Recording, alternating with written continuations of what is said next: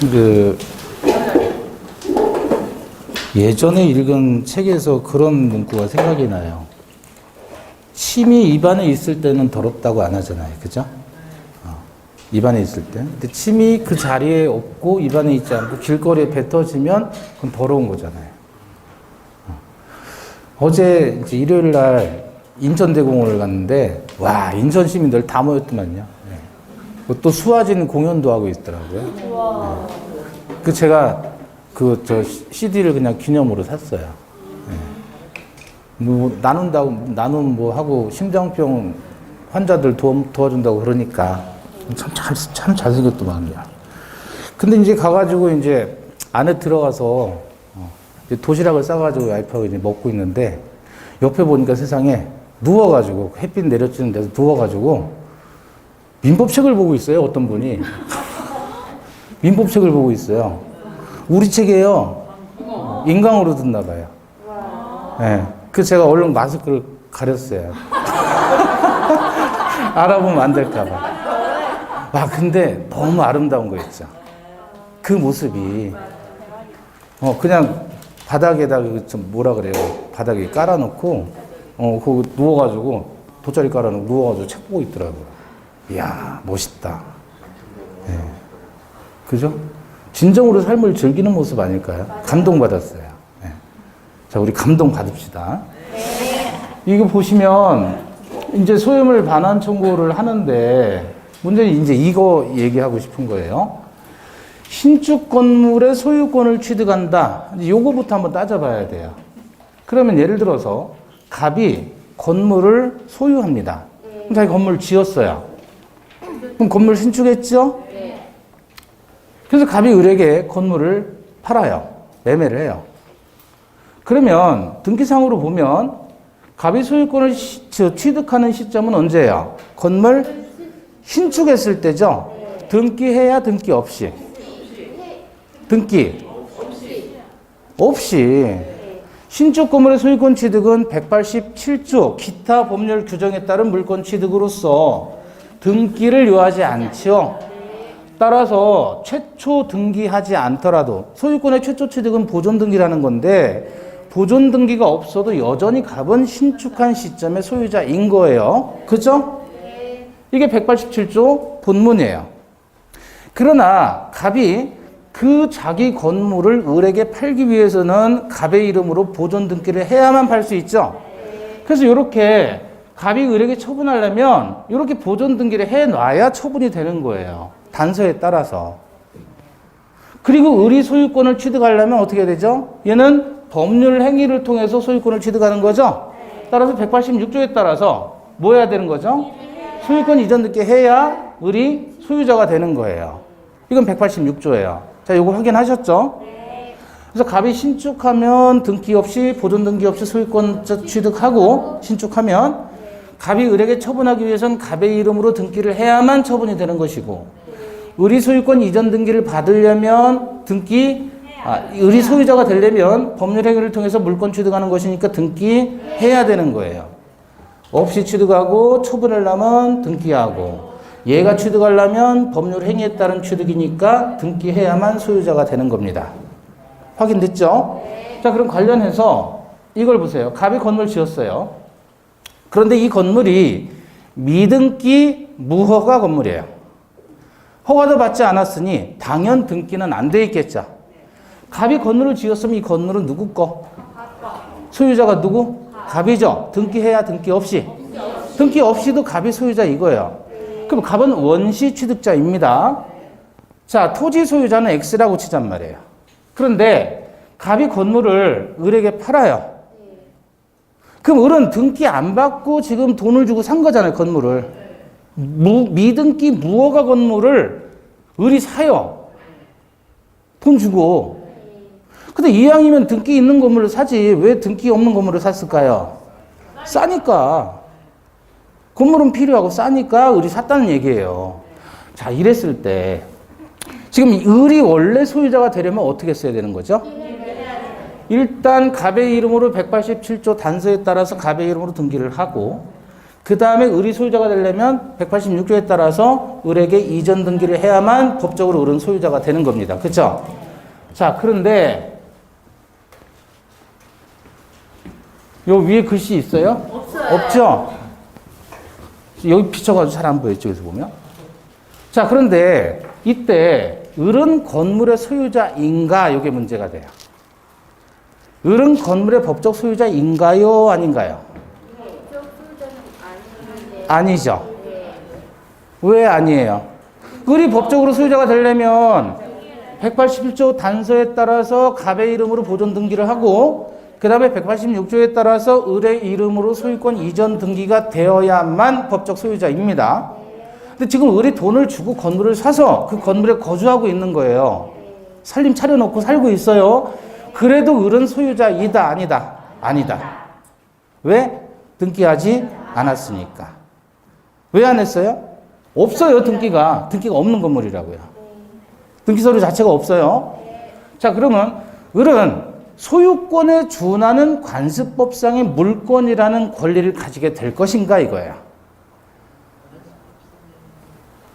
관습법상으로 소유자라고 볼 수 있나? 을은? 네? 소유권에 준한다 그랬잖아요. 소유권과 유사한 관습법상의 어떤 물권이 있지 않겠느냐 이거예요. 근데 우리 판례는 물권 법정주의를 이렇게 해석합니다. 물권의 종류와 내용은 법률이나 관습법에 의해서만 만들어낼 수 있다 그랬죠? 그럼 이건 관습법상의 물권인가요? 아니라는 거예요. 이것도 아니에요. 다시 말하면 소유권은 법률상 소유권 하나뿐이지 소유권에 준하는 관습법상의 물권이라는 형식으로 표현 자체를 하지 않는다는 거예요. 그러니까 소유권은 하나인 거예요. 일부 일처주의상 남편은 법률상의 남편 하나뿐이지 밤의 남편, 낮의 남편, 뭐 외부 남편, 아내 남편 이런 식으로 만들어낼 수가 없다는 거예요. 네? 네. 그러니까 소유권은 그냥 하나로 정해진 거예요. 등기하지 않은 소유권은 없습니다. 그 다음에 그럼 을은 사실상으로 소유자인가요? 아니요. 돈을 다 주고 샀잖아요. 그럼 사실상 소유자이죠? 라는 말을 쓰고 싶지만 이런 것도 없다는 거예요. 물권으로서는. 인정하지 않겠다는 거예요. 사실상 소유권이라고 하는 것도 물권으로 인정하지 않겠다는 겁니다. 그럼 건물의 소유자는 누구예요? 여전히 갑인 거예요. 갑이 원시취득했잖아요. 을에게 소유권이 이전될 수가 없는 상태예요. 지금 이 상태는. 그러면 건물의 불법 점유자에게 건물을 누군가가 불법으로 점유를 한단 말이에요. 건물을. 그 불법 점유자가 병이라고 한다면 병에게 반환을 청구할 수 있는 자는 누구이냐 이거죠. 누구예요?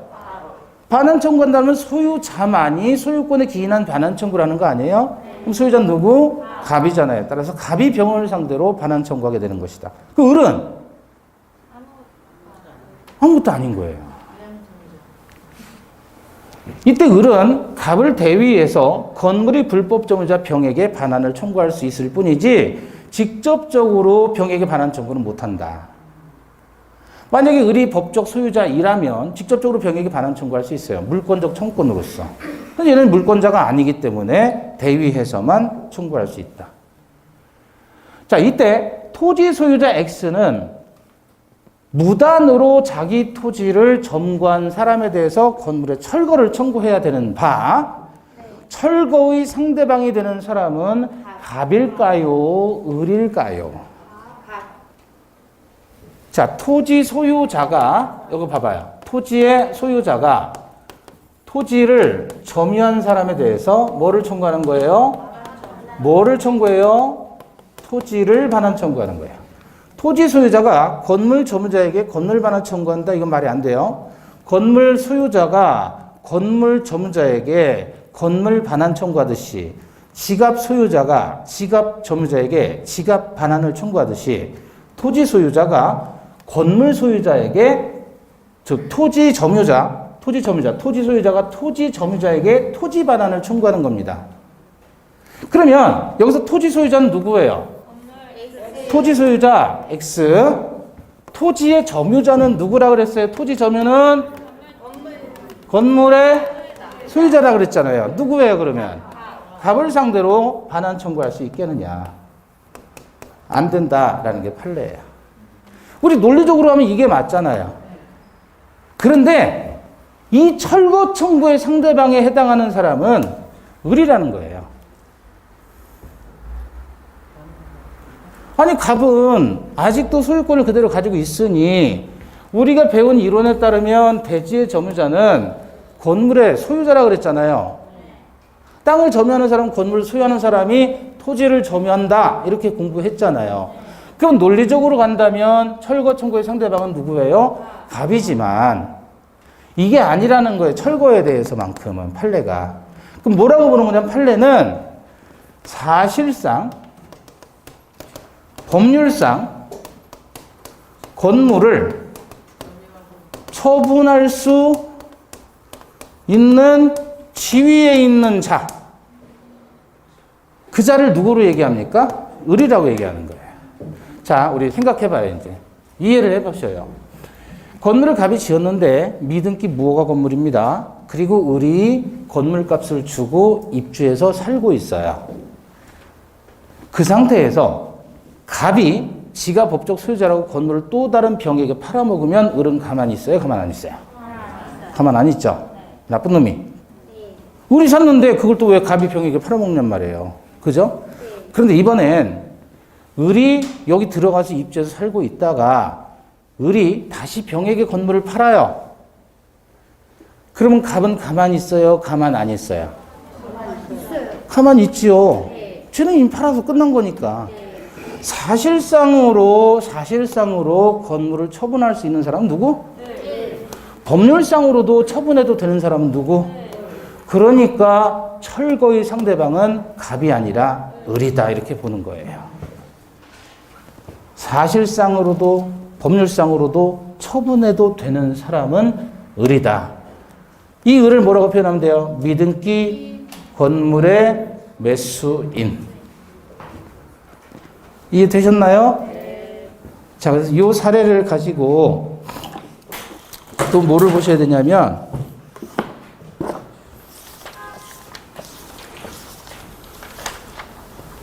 아니에요. 괜찮아요.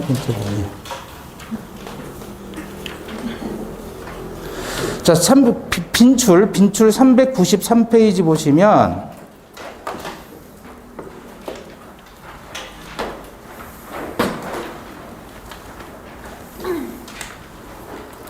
거기서 핵심 빈출 나와 있지요. 네 번째. 미등기 건물의 매수인은 건물의 매매 대금을 전부 지급한 경우에도 건물의 불법 점유자에 대해 직접 소유물 반환 청구를 할 수 있다, 없다? 없다. 직접 반환 청구 안 된다 그랬어요. 얘는 소유자 아니니까. 그럼 어떻게 한다? 대위해서 행사한다. 그 위에 첫 번째 보시면요. 소유권에 기한 물권적 청구권을 소유권과 분리해서 이를 소유권 없는 전 소유자에게 남겨두어서 행사시킬 수는 없다 그랬는데 이게 무슨 의미냐면 여러분 봐봐요. 이 소유물 반환 청구든 방해 제거 청구든 이거 다 물권적인 청구권이라고 그랬잖아요. 그죠? 그거는 뭐가 있어야 돼요? 반드시? 소유권이 있어야 돼요. 그럼 예를 들어 X라는 사람이 건물의 불법 점유자 을을 상대로 갑을 상대로 해서 얘가 철거를 청구합니다. 철거를 청구해요. 그럼 얘는 소유권에 기인한 방해 제거 청구를 하는 거예요. 그죠? 소유권이 얘한테 있고 그래서 소유권에 기인한 방해 제거 청구권을 행사하는 거예요. 물권적 청구권을. 근데 이제 철거를 청구했는데 이게 소송이 진행이 되잖아요. 아직 판결 나지 않은 상태에서 X가 토지 소유권을 Y에게 양도를 해요. 얘가 이제 소유자가 된 거예요. 네? 그러면 지금 이자가 소송을 진행하는 중에 다시 말하면 얘가 지금 소유물 방해 제거 청구권, 물권적 청구권을 행사하는 중에 소유권이 얘한테 넘어갔잖아요. 그럼 얘가 소유권자이고 소유권은 얘한테 있고 물권적 청구권은 얘가 행사하는 이런 모습은 있을 수 없다는 거예요. 따라서 이 청구는 기각되는 겁니다. 얘가 다시 소송을 진행해야 돼요. 다시 말하면 물권과 물청은 분리처분될 수 있다는 거예요? 분리처분될 수 없다는 거예요? 분리처분 안 되는 거예요. 물권 있는 사람이 물권적 청구를 행사하는 거지 얘가 물청 행사하고 얘한테 물권이 있고 이렇게 분리되면 안 된다는 얘기예요. 따라서 물권 내비두고 청구권만이 독립해서 시효로 소멸하지도 않습니다. 얘는 항상 존재의 운명을 같이 하는 거예요. 물권이 있으면 당연히 물청이 있는 겁니다. 이해되셨어요? 네. 그런 취지에서 첫 번째. 두 번째도 보시면 핵심 빈출에서 소유권을 상실한 전 소유자, 가령 매매를 원인으로 소유권 이전 등기를 격려해 준 자에 관한 판례 사안인데 소유권을 상실한 전 소유자는 불법 점유자에 대해서 소유권에 기인한 물권적 청구권을 행사할 수 있어요, 없어요? 없어요. 상실했으니까. 그죠? 얘는 물권적 청구, 이 얘기예요. 소유권을 상실한 얘는 얘한테 넘겨줬으니까 얘가 얘한테 물권적 청구권을 행사할 수 없다. 그 얘기입니다.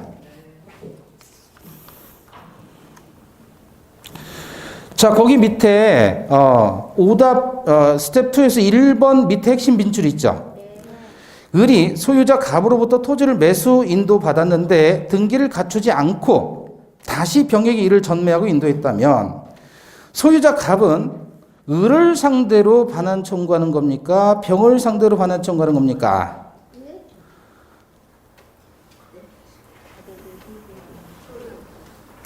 자, 이거 봐봐요. 요거하고, 자, 얘가 소유자인데, 을이 매수해서 점유했고요. 다시, 얘가 불법으로 점유했다고 쳐요. 불법으로 점유했고, 그 점유를 병이 넘겨받아서 얘가 현재 점유하고 있어요. 그러면, 갑이라는 소유자는 누구를 상대로 반환 청구해야 됩니까? 네. 을을 상대로 반환 청구해요? 현재 점유자를 상대로 반환 청구해요? 아까 우리 소유자는 점유자를 상대로 반환 청구할 수 있다고 그랬잖아요. 이 점유자는 불법의 원인을 만든 사람이에요? 현재 점유하고 있는 사람이에요? 자, 다시 여러분이 지갑의 소유자인데 부인이 지갑을 훔쳐서 가지고 있다가 얘한테 팔았어요, 지갑을. 그럼 선의취득 선의취득 안 된다는 거, 선의취득은 빼고 그걸 얘기하지 말고 그럼 이때 여러분은 지갑을 누구에게 반환 청구할 거예요? 얘한테 할 거예요? 얘한테 할 거예요? 지금 누가 가지고 있어요? 반환 청구하는 건 지갑이잖아요. 그럼 가지고 있는 사람에게 반환 청구하는 거 아니에요? 맞죠? 따라서 얘를 상대로 반환 청구하는 거지 불법의 원인을 저지른 얘를 상대로 반환 청구하는 게 아닙니다. 동의하세요? 자, 그런데 지금 이 지문은 핵심 빈출은 을이 소유자 갑으로부터 토지를 매수하고 인도받았다 그랬잖아요. 등기를 갖추지 않고 다시 병에게 이를 전매하고 인도했다 그랬죠. 자, 이때 갑은 병에게, 그러면 이제 현재 점유자인 병에게 반환 청구는 알겠죠? 반환 청구할 수 있는 거예요, 없는 거예요? 왜 없죠? 왜 없을까요? 이 병은 점유할 권리가 있다, 없다?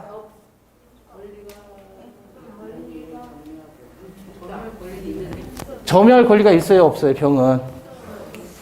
점유자가 점유할 권리가 있는 경우에는 반환을 거부할 수 있다면서요. 그 병은 점유할 권리가 있느냐, 그 말이에요. 있다고 해줘요. 왜죠? 아까 봤잖아요. 568조에 따른 재산권 이전의 청구권.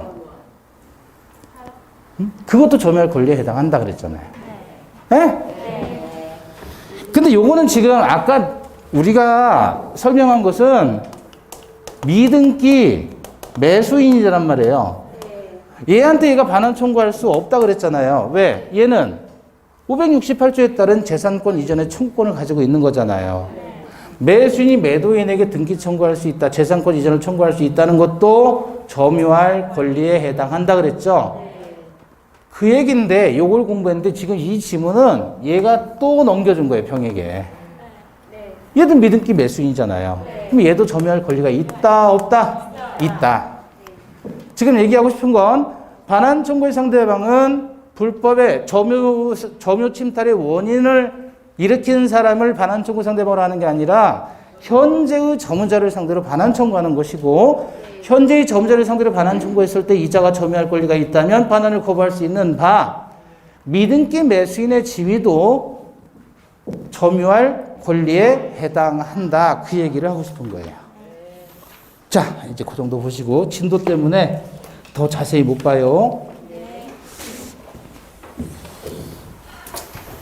차차 해나가면 되니까 첫 술에 배부르지 않습니다. 예. 또 5, 6월도 있고 7, 8월도 있고 하니까 차차 해나가자고요.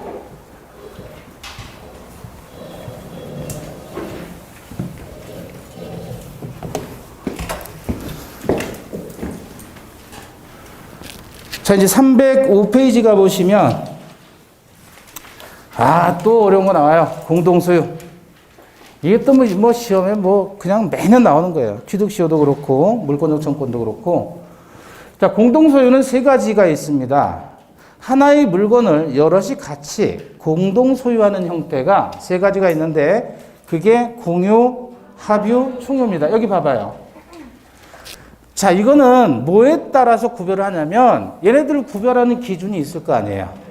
주체에 따라서 달라집니다. 다시 말하면 공유는 여러 사람이 같이 소유하는 걸 공유라고 해요. 주체가, 물건의 소유 주체가 그냥 여러 사람이에요.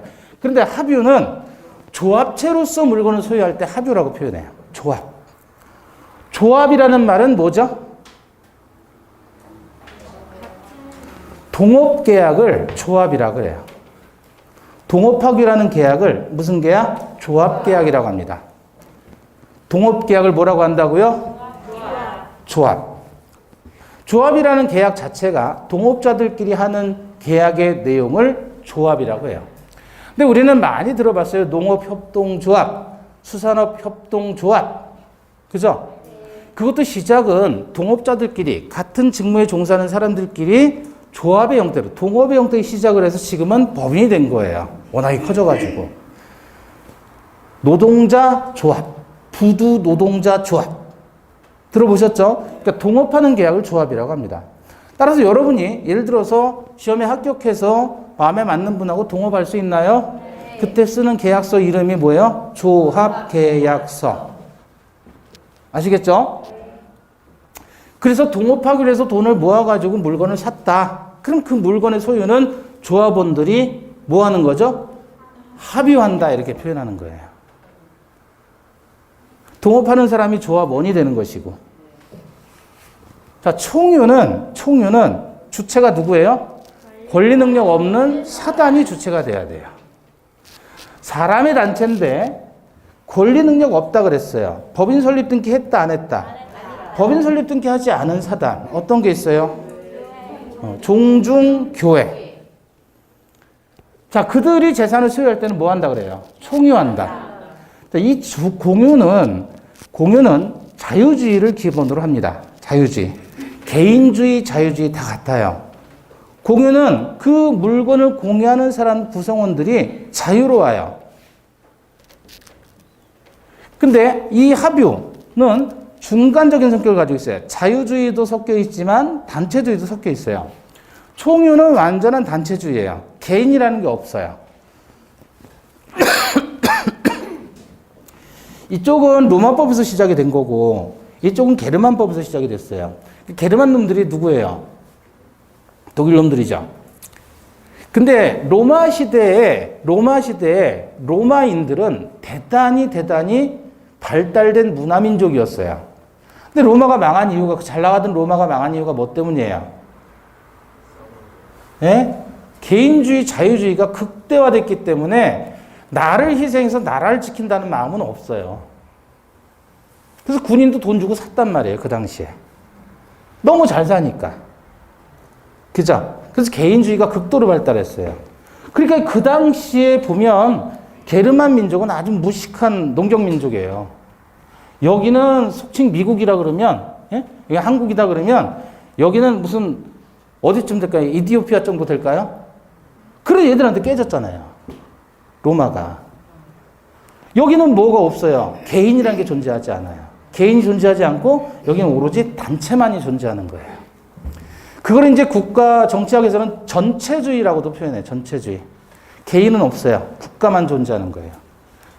따라서 개인이 존재하지 않는다. 이게 뭐를 얘기하는 거냐면 개인의 권리가 없다는 거야. 개인의 권리가. 지분이라는 게 없어요. 근데 이것은 순전히 지분으로만 되어 있다. 개인의 권리만 되어 있어요. 얘는 지분이 있지만 지분이 자유롭진 않아요. 제한되어 있어요. 단체적인 목적으로. 원리가. 그래서 그 길드라고 하는 중세 수공업자 조합, 노동자 조합, 이런 길드라는 거 들어보셨잖아요. 거기서 유래된 게 조합이에요. 그리고 그들이 재산을 소유하는 형태를 우리는 합유라고 표현합니다. 차이점은 여기는 지분이 있다, 여기는 지분이 없다. 이거는 중간 성격이에요.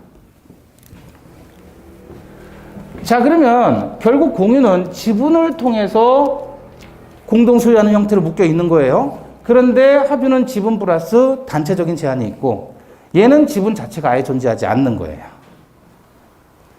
그래서 결국은 공유, 합유, 총유의 특징을 보면 결국 이 구별하는 기준은 주체가 누구냐에 따라서 달라진다.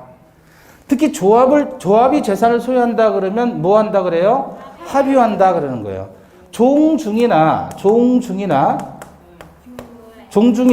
교회 등이 재산을 소유할 때는 무슨 유한다 그래요? 그때는 총유한다라고 표현하는 거예요. 종중이 뭔지 아시죠? 같은 종의 무리예요. 같은 종의 무리. 시족 집단이에요. 다시 말하면 뭐라고 하면 편해요? 종친회라고 생각하시면 돼요. 종친회. 예? 예. 무슨 씨, 무슨 파, 종친회. 그걸 종중이라고 표현하는 거예요. 종중. 같은 종의 무리. 이들이 소위 금양임야라고 해서요. 양도가 금지된 임야. 선산이 있어요. 선산. 조상으로부터 물려받은 선산. 거기서 이제 선산의 산에서 나오는 것들을 가지고 제사 지내고 그러는 거예요. 네. 그런 재산을 소유할 때 종중 땅이든 재산을 소유한다 그러면 뭐 한다 그래? 그걸 총유한다. 그 종중의 구성원들을 뭐라고 하죠? 종친에 나가는 사람들 종원이라고 해요. 종원. 같은 종의 구성원. 이들이 모여서 종장이라는 대표를 뽑습니다. 보통 종장이라는 대표는 종중의 최연장자가 많이들 해요. 그리고 종원에 해당하는 사람은 성년에 해당하는 남성만 있었는데 여성도 포함됩니다. 이제는 2005년도 전원합의체 판결로 종원은 여성도 포함된다라고 했어요. 그래서 여자분들도 종친에 가셔서 자기 주장 확고히 하시면 됩니다. 다만 개인의 권리로서 지분이라는 게 존재한다, 존재하지 않는다? 존재하지 않는다. 그게 특징이에요. 조합이 재산을 소유하면 무슨 유한다? 합유. 조합이요. 조합은 합유한다 그래요. 조합이요. 그래서 공유냐 합유냐 총유냐를 따질 때는 주체가 이거라면 권리는 없는 사단이 주체라면 총이라고 하는 거고 주체가 만약에 조합이라면 합유라고 하는 거고 두 개지가 아니면 전부 공유인 거예요. 아시겠죠? 구별할 수 있죠? 자, 그럼 공유부터 한번 봅니다. 306페이지 보시고 262조 1항을 보시면 물건이 지분에 의해 수인의 소유로 된 때에는 공유로 한다 그랬죠. 자, 공유의 핵심 포인트는 뭐예요? 지분에 의해. 자, 칠판 보시죠. 지금 건물이 하나 있습니다. 그쵸? 건물이 있으니까 건물은 물건이에요. 그럼 하나의 물건이 있다 그래요. 그럼 물건이 하나 있으면 소유권도 몇 개 있어야 된다? 하나. 이걸 뭐라 그래요? 일물일권주의라고 하죠. 그러면 눈에 보이는 건 건물이지만 이 건물에 소유권이 붙어 있는 거예요. 그걸 하나의 권리로 보겠다는 거예요. 일소유권으로. 근데 소유권을 갑과 을과 병이 셋이서 논아가지고 있어요. 그래서 논아가지고 있는 요 포인트를 뭐라고 해요? 지분이에요. 지자가 가지 지자야. 나눌 분자. 소유권을 나눈 겁니다. 그래서 그거를 전체 중에 자기의 목 해가지고 지분으로 표시를 해주는데 이거는 소유권의 불량적 일부라고 얘기를 해요. 그래서 3분의 1씩 다 더하니까 얼마가 돼요? 하나의 소유권이 나오는 거예요. 따라서 지분은 눈에 보이는 개념, 안 보이는 개념. 이건 눈에 안 보이는 거예요, 지분은. 자, 소유권의 일부라 그랬어요? 소유물의 일부라 그랬어요? 소유권의 일부예요. 권리의 일부란 말이에요, 지분은. 지분은 눈에 안 보이는 겁니다. 그런데 소유물의 일부라고 하면 그건 뭘 얘기하는 거죠? 그림상? 이 건물을 나누는 거예요. 그게 아니라고요.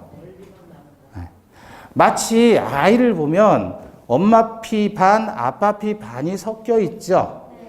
그죠? 그럼 그 아이 몸속에 흐르는 피가 엄마 피 2분의 1, 아빠 피 2분의 1로 섞인 거예요. 그 피를 지분으로 보겠다. 그 피는 전체를, 몸, 신체를 다 돌아다녀요? 한쪽으로 쏠려 있어요? 다 돌아다니는 거잖아요. 마찬가지로 이 갑의 지분, 을의 지분, 병의 지분 3분의 1은 전체에 퍼져 있는 거예요. 이론상으로 보면. 다만 눈에 안 보이는 거죠. 눈에 보이는 건 물건만 보이는 겁니다. 지분은 비율로 정하는데 만약에 지분의 비율이 있으면 정확하게 지분 비율을 등기를 기재하면 돼요. 근데 지분 비율을 굳이 기재하지 않는다 그러면 공유자들 사이에는 균등한 것으로 추정해 줍니다. 자, 예를 들어 저는 1억 원을 내고 다른 누군가, 여러분은 2억 원을 내서 3억짜리 건물을 사기로 했다. 공유 등기하면 되죠? 자, 지분 등기를 안 하고 그냥 공유자 강근호하고 여러분 2명이 등기를 했어요. 그래, 이 강근호는 사기꾼이 되는 거예요. 왜? 자기는 1억 내고 여러분은 2억 냈잖아요. 그러면 3분의 2, 3분의 1이 지분으로 들어가야 되겠죠? 그런데 저는 그냥 이름만 올린 거예요. 그러면 균등한 것으로 추정해 준단 말이에요. 그럼 저 지분이 2분의 1로 추정받는 거예요. 아시겠죠? 네. 자, 그 다음에 지분에는 탄력성이 있습니다. 탄력성. 탄력성이 뭐냐면, 여기 울렁울렁되는 뭐가 있어요? 호박엿이 있어요. 소녀 가슴 아니에요?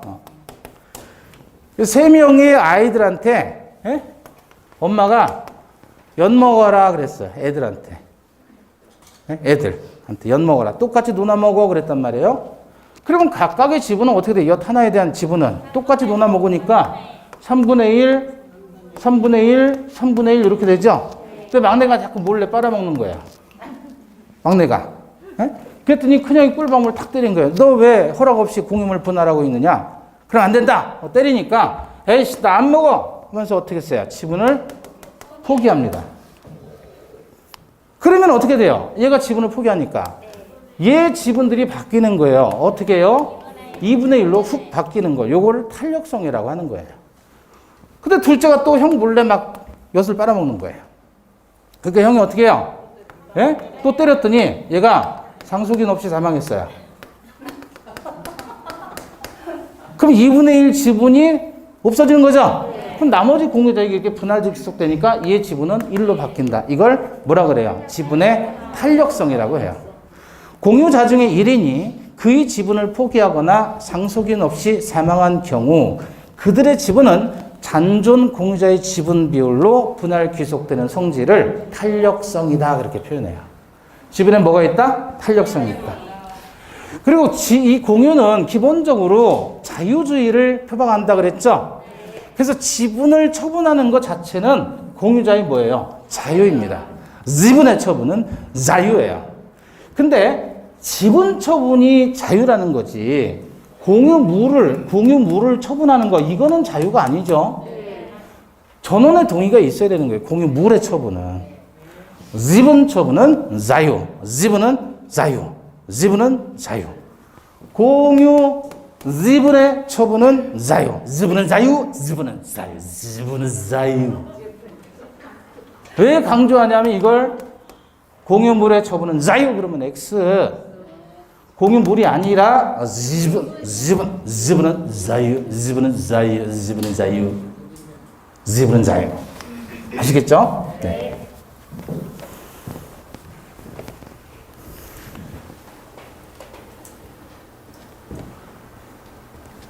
자, 공유물과 관련해서 사용 수익을 한다. 자, 저 공유물을 사용 수익한다. 그럼 어떻게 해야 될까요? 사용 수익을 한다. 3명이서 공유자예요. 자, 이걸 사용 수익하려고 어떻게 해야 될까요?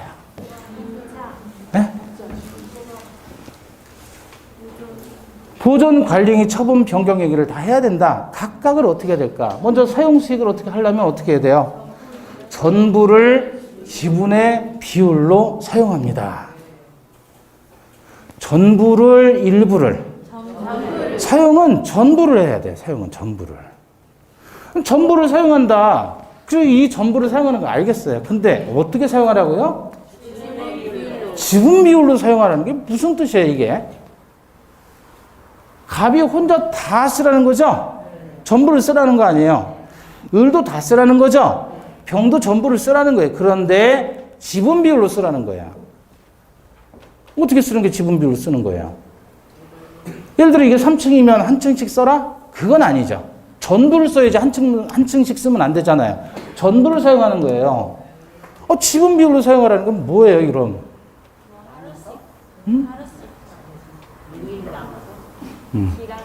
예를 들어 한 달씩 돌려가면서 살든지 1년씩 돌아가면서 살든지 이런 식으로 쓰라는 거예요. 그럼 예를 들어 아파트가 24평이 있어요. 24평 아파트인데 부부가 각, 을 공동 명의로 등기 돼 있어요. 공유로. 네? 그러면 이 24평 아파트 전부를 사용해야 되죠? 지분 비율로 쓰라. 그러면 갑은 화장실 안방하고 을은 거실 주방하고 뭐 이렇게 나눠 쓰라는 거예요? 하면 전부를 다 쓰라는 거예요. 전부를. 다만 제한은 뭐예요? 지분의 비율로 쓰라는 거예요. 역시 1년씩 쓰든지 한 달씩 돌아가면서 쓰든지 하루씩 번갈아 쓰든지. 이해되셨어요? 자, 이렇게 해서 전부를 지분의 비율로 사용을 해야 된다. 근데 문제가 있어요, 이제. 그러면 갑의 지분 2분의 1이에요. 아까 그 아파트. 을의 지분 2분의 1이에요. 남편이고 아내인데 남편 지분이 경매로 날아갔어요. 그래서 병이라는 사람이 이 지분을 낙찰받은 거예요. 협의가 돼야 안 돼요. 사용해. 어쨌든 얘도 전부를 쓸 수 있어요. 다만 지분별로 써야 되겠죠? 남편하고 아내하고 살 때는 아무 문제가 없었는데 전체를 같이 써요. 안방도 같이 쓰고 화장실도 같이 쓰고 전혀 문제가 없는데 이렇게 넘어갔으면 얘하고는 협의가 안 되는 거죠, 지금. 네. 그죠? 얘도 전부를 쓸 수 있고 얘도 전부를 쓸 수 있다. 그럼 어떻게 써야 되느냐? 어떻게 써야 돼요? 협의를 해야 되겠죠? 네. 협의가 되겠어요? 남편이 버젓이 있는데? 네. 그죠? 협의가 안 되는 상황이, 이 상황이. 자, 이랬을 때 결국 협의를 한다라는 말은 사용 수익에 대해서 당사자가 협의를 해야 되는 거고, 만약에 협의가 되면 좋겠지만 협의가 안 되면 아무도 사용 못 해요. 협의가 안 되면. 그럼 사용하는 것에 대해서는 좀 이따 보겠지만 관리행위 측면으로 넘어가야 되는 거예요. 자, 다시. 보존행위는 이 물건에 대한 보존행위죠. 네. 그 물건의 가치를 유지시키는 행위죠. 네. 그러니까 보존행위는 누구나 할 수 있어요. 각 공유자에게 불리한 게 하나도 없으니까. 그렇죠? 따라서 각자 단독으로 할 수 있고, 관리행위는 지분의 과반수로 따져줍니다. 관리행위는 어떻게 한다고요? 공유자의 과반수. 그러면 틀려요. 지분 가지고 따지는 거예요. 지분. 그러면 결국은 얘네들이 협의가 되면 좋겠지만 협의가 안 되는 순간은 결국은 뭐예요? 공유물 분할로 들어가야 되는 거예요. 협의가 안 되면. 근데 만약에 얘 지분이 3분의 2고 얘 지분이 3분의 1이다. 그럼 얘가 과반수죠? 그럼 자기 마음대로 정하면 되는 거예요. 사용에 대해서는. 처분이나 변경 행위는 어떻게 해야 되죠? 전원의 동의가 있어야 된다. 그래서 이거 암기하자 그랬죠? 예? 처분 변경은 어떻게 해요? 관리행위는? 네? 보존행위는? 사용은? 그래서 처변전 들고 처방전 들어보셨죠? 처방전인데 그 처방을 아내의 똥을 들고 가라 그래서 처변전이에요. 처변전 들고 관리과에 가서 보리 한 단을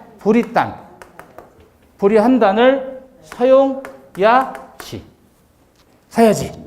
처변전 들고 관리과에 가서 보리단 사야지. 이렇게. 네?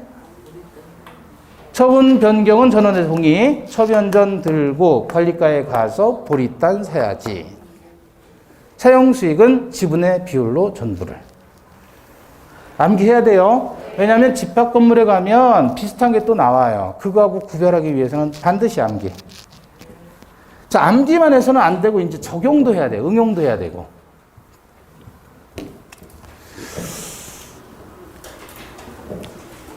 사용수익과 관련해서 지분 비율로 손해배상 청구하고 부당이득 반환 청구한다. 손해배상 청구한다, 부당이득 반환 청구한다. 이거 돈으로 받는 거죠? 돈으로 받을 때는 지분 비율로 받는 거예요. 돈 받을 때는 어떻게 한다고요? 지분 비율로. 보존행위는 어떤 게 보존행위가 있냐면 각종의 반환 청구나 방해 제거 청구는 전부 보존행위예요. 그러니까 이런 것들은 어떻게 할 수 있다? 각자가 단독으로 해도 되는 거예요. 관리행위는 예컨대 임대차 계약을 한다. 일종의 관리행위예요. 또 임대차 계약을 해지한다. 이것도 관리행위예요. 또 갱신 거절을 통지한다. 이것도 일종의 관리행위라는 게 판례입니다. 그러면 이런 거에 해당하려면 어떻게 되죠? 지분의 과반수가 있어야 되는 거예요. 지분의 과반수. 자, 여기에 대해서 사용협의하려면 아파트 24평에 대해서 사용협의를 하려면 뭐가 필요해요? 지분의 과반수가 필요한 거예요. 과반수가 안 되고 얘 2분의 1이고 얘 2분의 1이다 그러면 반수밖에 안 되잖아요. 반수만 되면 안 되고 반수를 넘어가야 되는 거예요. 그걸 과반수라 그래요. 이해되셨죠? 그래서 결국은 사용수익을 정하는 것은 관리행위에 해당하는 것이고, 따라서 만약에 이 건물을 임대하고 싶다. 그럼 어떻게 되죠? 지분의 과반수니까 3명 중에 각 3분의 1이니까 2명이 찬성을 하면 임대차 계약을 할 수 있는 거예요. 아시겠죠? 네. 처분 변경하는 행위, 예컨대 나대지 건물에 신축을 한다. 나대지에 건물을 신축한다 그러면 이건 일종의 처분행위에 해당합니다. 따라서 나대지 상태에다가 공유토지 갑을병 3명이 공유하는 토지인데 건물 지려고 한다 그러면 뭐가 필요한 거예요? 전원의 동의가 필요한 거예요. 아시겠죠? 네. 이거 가지고 계속 이제 시험에 나오는 거예요. 이거 가지고 사례로. 그래서 사례를 정리를 같이 해보겠습니다. 자, 먼저 점유일대입니다. 과반수 지분권자가 있어요. 자, 갑이 3분의 2, 을이 6분의 1, 병이 6분의 1이에요. 자, 그럼 과반수 지분권자는 누구죠, 여기서? 갑이죠? 반수가 아니라 반을 넘어섰으니까 과반수죠? 그럼 3분의 2 지분권자 갑, 얘가 과반수예요. 자, 이 경우에 을이 저 건물을 단독으로 사용할 수 있을까요, 없을까요? 단독으로 사용할 수 있어요, 없어요? 없어요. 을은 소수 지분이잖아요. 그러니까 단독으로 사용은 안 되는 거예요. 아시겠죠? 네. 단독으로 사용할 수 없다. 자기 마음대로 단독으로 전부 사용하지 못합니다. 이때 만약에 을이 단독으로 전부를 점유해서 사용했다. 그러면 병과 갑은 지분 비율로 부당이득 반환 청구합니다. 돈 받는 거죠. 사용료에 대해서 부당이득 반환 청구하는데 돈 받는 건 어떻게 한다? 지분 비율로. 월세가 만약에 저기에 30만 원 나오는 데다 그러면 을이 병과 갑과 협의 없이 지 마음대로 단독으로 쓴 거예요. 전부를. 그러면 얘한테 한 달을 썼으면 30만 원 월세가 나올 거 아니에요. 그 중에서 20만 원, 10만 원, 20만 원 하고 5만 원 간다 이거예요. 5만 원. 나머지 5만 원어치는 자기 몫이니까. 돈은 나눠서 지분 비율로 받는 겁니다. 자, 그럼 이번엔 갑이 단독으로 사용할 수 있나요? 이렇게 전체를 단독으로 사용하는 행위는 일종의 뭐예요? 관리 행위예요. 관리 행위. 그럼 갑은 과반수 지분권자니까 자기 마음대로 사용해도 되는 거예요. 단독으로. 다른 사람과 협의 없이. 이게 과반수니까 그래요. 그럼 갑이 지 마음대로 정의라는 사람과 임대차 계약 체결해도 되나요? 임대차 계약 체결하는 것도 무슨 행위에 해당한다? 관리 행위에 해당한다. 그럼 지분의 과반수가 있으면 되니까 갑은 을과 병 협의 없이 정과 임대차 계약 체결해도 적법한 거예요. 그죠? 네. 그럼 정은 누구에게 월세를 주나요? 갑에게 주죠. 그러면 을과 병은 갑에게 지분 비율로 부당이득 반환 청구한다. 돈 받는 거. 을, 병이 갑에게 지분 비율로 부당이득 반환 청구하는 거지 을, 병이 정에게 직접 차임 상당의 월세를 청구할 수는 없다. 무라는 자가 불법으로 점유를 해요. 저 건물을. 그러면 갑을, 병이 각자 건물 전부에 대한 반환 청구 및 지분 비율로 부당이득 반환 청구할 수 있습니다. 각자 단독으로 반환 청구하는 것은 반환 청구, 방해 제거 청구는 보존행위라고 그랬잖아요. 보존행위는 각자 단독으로 할 수 있는 거예요. 이해되셨나요? 어렵지 않죠? 자, 그러면 이번엔 소수지분권자만 있어요. 갑을, 병 다 3분의 1이에요. 이 경우 을이 자기 마음대로 갑과 병의 협의 없이 단독으로 전부 사용할 수 있다, 없다? 사용할 수 없습니다. 만약에 사용한다면 갑과 병은 당연히 돈 다 받아야 되겠죠. 지분 비율로 돈 받는다. 근데 이 경우 갑과 병은 방해 제거를 청구할 수는 있지만 반환 청구는 못합니다. 을이 자기가 단독으로 점유해서 사용했잖아요. 그때 얘네들은 반환 청구는 할 수 없어요. 방해 제거만 청구할 수 있다. 이게 어떤 사례냐면 갑과 을이 2분의 1 공유 지분을 가지고 있는 토지인데 을이 자기가 단독으로 여기다 소나무를 심은 거예요. 단독으로 전부를 다 사용하고 있는 거예요. 그때 갑이 을을 상대로 해서 너 왜 나하고 협의 없이 너도 과반수가 안 되고 나도 과반수가 안 되지만 네가 협의 없이 이렇게 사용하면 안 되지 않느냐 해서 소나무 제거 청구를 한 거예요. 소나무 제거 청구 및 토지의 인도 청구 소송을 했어요. 여기서 깨졌어요. 이것만 인정을 해줍니다. 기존 판례가 변경됐어요. 과거에는 소수 지분권자끼리도 반환 청구는 된다 그랬어요. 근데 지금은 안 돼요. 토지 반환 청구는 안 되고 방해 제거, 소나무 제거만 청구할 수 있다라고 하는 게 현재 판례예요. 왜냐하면 반환 청구가 과거에 인정이 됐다면 그러면 얘가 얘한테 반환 청구해서 얘가 또 단독으로 점유하면 얘도 과반수가 아니잖아요. 그럼 얘도 또 반환 청구하고 그 얘가 점유하면 얘도 또 반환 청구하고 계속해서 소송이 계속된단 말이에요. 따라서 소수지분권자 사이에서는 반환 청구는 못합니다. 뭐만 청구할 수 있다? 방해 제거만 청구할 수 있다. 자, 다음 등기일 때 경우인데 지금 갑이 3분의 2 지분이고 을, 병이 6분의 1 지분이에요. 등기와 관련해서. 자, 그러면 갑이 단독으로 지 이름으로 전부 등기를 했어요. 100% 지 이름으로. 그러면 갑의 지분 범위 내에서는 그 등기는 유효한 겁니다. 3분의 2 범위 내에서는. 따라서 을과 병은 어떻게 하죠? 6분의 1 지분의 이전 등기나 또는 지분의 일부 말소를 청구하면 됩니다. 을, 병, 갑에 대해서 일부 말소를 청구할 수 있다. 그러면 갑이 단독으로 정이라는 사람에게 저 집을 팔아요. 근데 공유자가 있는데 지가 단독으로 이렇게 팔아도 되느냐 그 말이에요. 타인의 권리의 매매로서 그 매매 계약 자체는 유효해요. 그럼 만약에 정이라는 사람에게 등기가 되어 있다. 갑이 팔아서. 정에게 팔아서 정명의로 100% 등기가 된 거예요. 그렇지만 을과 병의 지분도 있잖아요. 그럼 이게 전부 무효가 아니라 갑의 지분 범위 내에서는 유효합니다. 갑 자기 지분도 있으니까. 따라서 갑의 지분 비율 범위 내에서는 유효. 그러면 일부 지분에 대해서는 역시 말소 청구를 할 수 있다. 그런데 뭐라는 사람이 느닷없이 나타나가지고 지 이름으로 불법으로 등기를 했어요. 그럼 당연히 이때는 공유자 모두 보존행위에 의해서 전부 말소 청구가 가능하죠. 얘는 아무런 권리도 없는 사람이니까. 이해하실 수 있어요? 그래서 시험 문제는 계속 이런 식으로 나와요. 갑을, 병이 3분의 1씩 지분을 가지고 있다 또는 갑이 3분의 2, 을이 3분의 1 지분을 가지고 있다 이런 식으로 문제를 만들어서 막 서술을 해놓는 거야.